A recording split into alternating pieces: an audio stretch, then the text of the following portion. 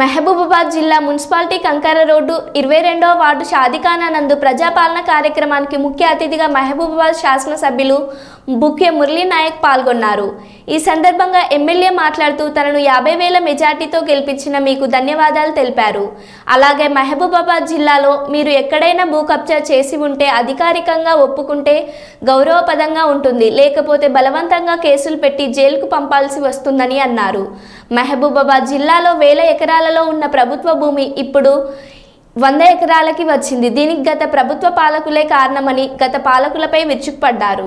సమస్యలు మరి ఏదున్నప్పటికీ కూడా అప్లికేషన్లో ఏ విధంగా అయితే ఉందో దాన్ని మరి నింపి అధికారులు ఎవరైతే అందుబాటులో ఉంటారో వారికి అక్కడ కౌంటర్లో ఎవరైతే ఉంటారో వారికి అందజేయాల్సిందిగా ప్రజల్ని కోరుకుంటూ మరి అలాగే ఎవరు కూడా అధైర్యపడాల్సిన అవసరం లేదు।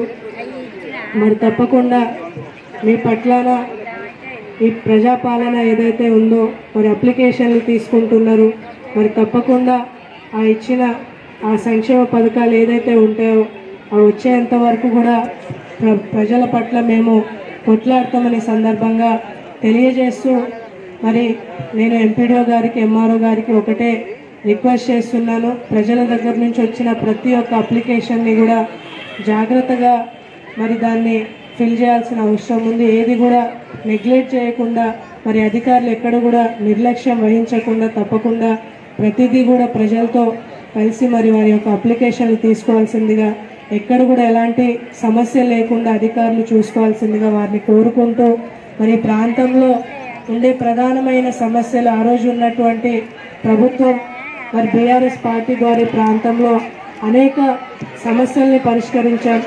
ఏదైతే పోరు పట్టాలు కావచ్చు లేదా మరి రహదారులకు సంబంధించి కావచ్చు ఇతర సమస్యలు ప్రతి ఒక్కటి కూడా పరిష్కరించడంలో ఆ రోజు ఉన్నటువంటి ముఖ్యమంత్రి గారు కేసీఆర్ గారి నాయకత్వంలో మేమందరం కూడా పనిచేశాం।